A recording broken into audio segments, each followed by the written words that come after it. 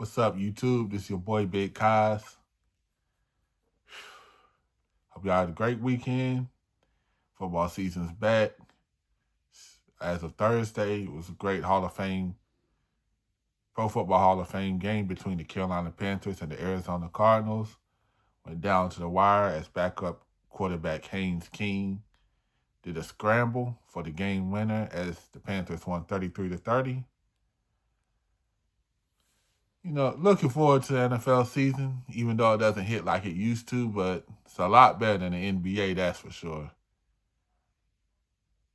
At least in the NFL, you have teams, and they focus on multiple teams. I mean, of course, you're going to always have, like, your Chiefs, your Patriots, but at least they give other players and teams undivided attention in some form.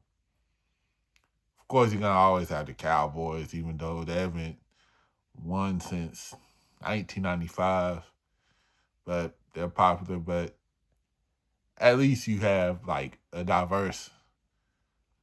more diverse in the NFL coverage. And like, unlike the NBA, you have like LeBron, Curry, Durant, and less about the Knicks who just won. Anyways, it's not the point. I'm going to give my thoughts on how the underrated running back from the San Francisco 49ers from 1983 to 1990 named Roger Craig finally made it to the Hall of Fame this weekend. Congrats to him, one of the most underrated backs for his time. He was a vital part for the 49ers for 3 of the 4 49ers Super Bowl wins in the 1980s with Joe Montana, Jerry Rice, and Ronnie Lott, and the late Dwight Clark. He was a second-round pick back in 1983 out of Nebraska, where he played with future fellow backfield teammate Tom Rathman. And during his rookie year, he scored a total of 12 touchdowns, both rushing and receiving, where that year they went all the way to the NFC Championship game where they lost to the Washington Redskins.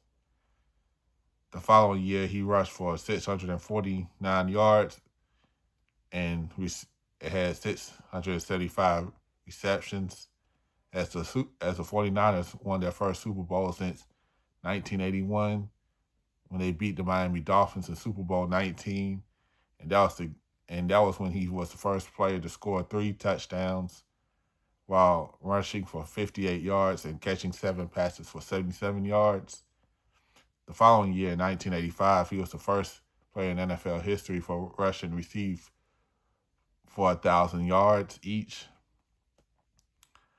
And he scored a team-high 15 touchdowns.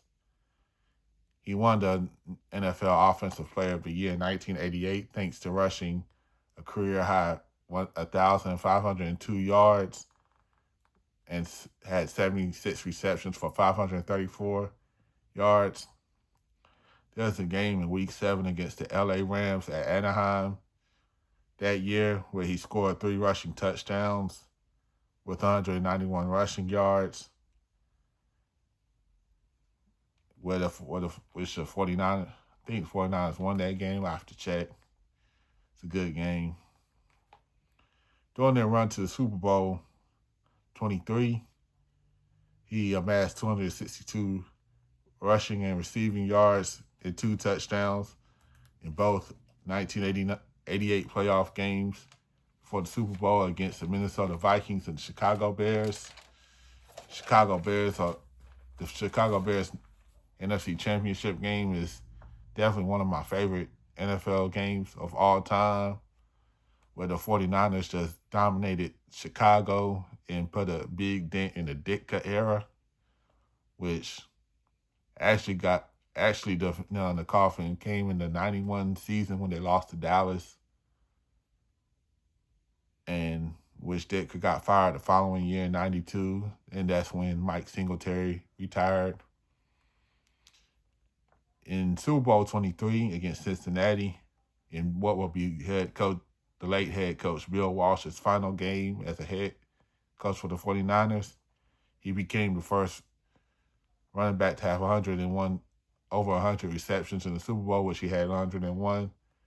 He had 71 rushing yards as the 49ers won 23-16 over the Cincinnati Bengals.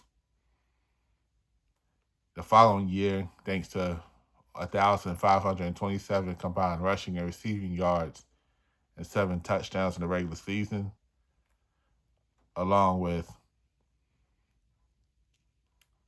combined 240 rushing and receiving yards against Minnesota and the Los Angeles Rams in the 1989 NFL playoffs. He was also an integral part of the 1989 San Francisco 49ers run to Super Bowl 24. As well, he performed well in their victory against Denver, which the 49ers won 55-10, where he scored a touchdown, rushing for 69 yards, had 5 receptions for 34 yards.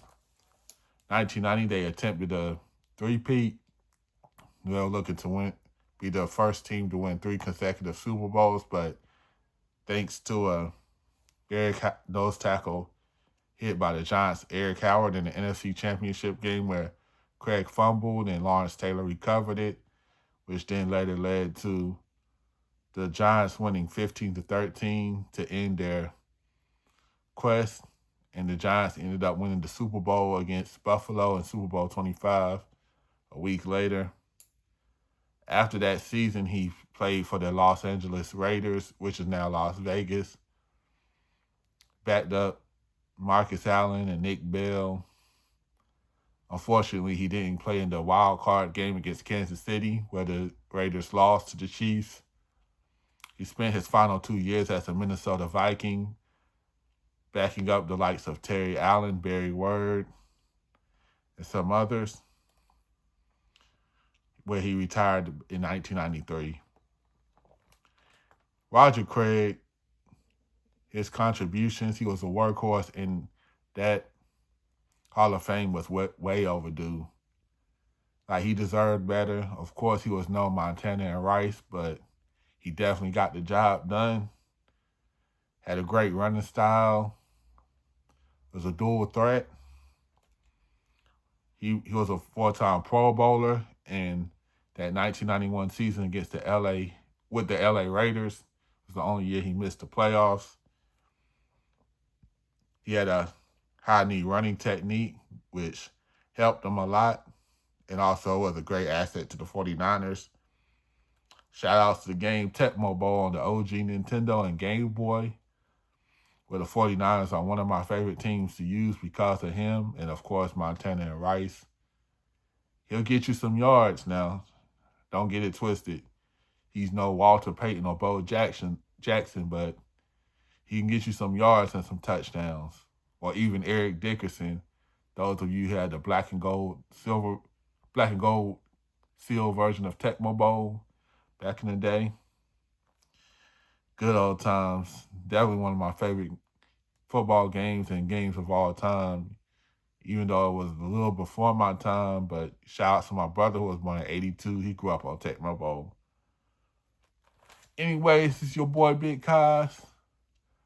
I'll catch you next time. Enjoy the NFL season for those who who watch football. For those who don't, still, enjoy what you love to do. Because life is too short to be angry. I'll catch you next time.